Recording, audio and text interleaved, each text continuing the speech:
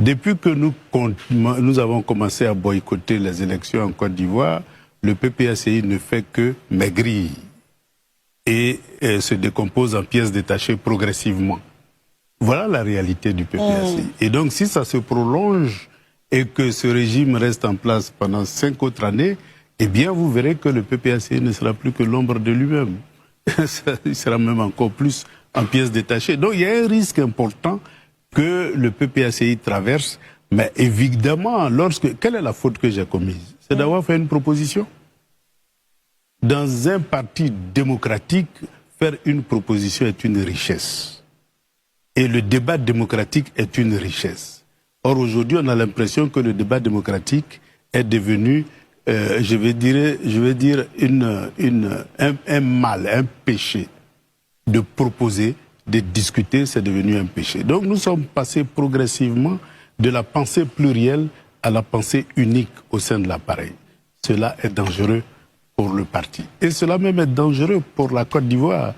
Parce que lorsque vous créez un parti qui tend vers le sectarisme, il est bien évident que l'accession d'un tel parti au pouvoir crée forcément un parti-État. Et donc on va aller, si par chance, on arrive au pouvoir, on va aller d'un parti-État à un autre parti-État. On ne construit pas une démocratie en éliminant les différences. Les différences doivent s'exprimer. Donc moi j'estime que par rapport aux valeurs que je défends, cette décision est une dérive autoritaire qui le reproche au régime qui est en place. Qu'est-ce que vous allez faire? Qu'il regarde un peu. Non, moi j'avais déjà préparé ma lettre de démission. Hein. Vous étiez prêt à démissionner? Ah oui, j'étais prêt à démissionner parce que quand un homme n'est pas d'accord, il dit non.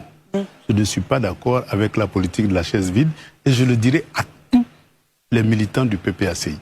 Que ce qui est organisé aujourd'hui, c'est d'aller vers une politique de la chaise vide, comme en 2025, en 2020.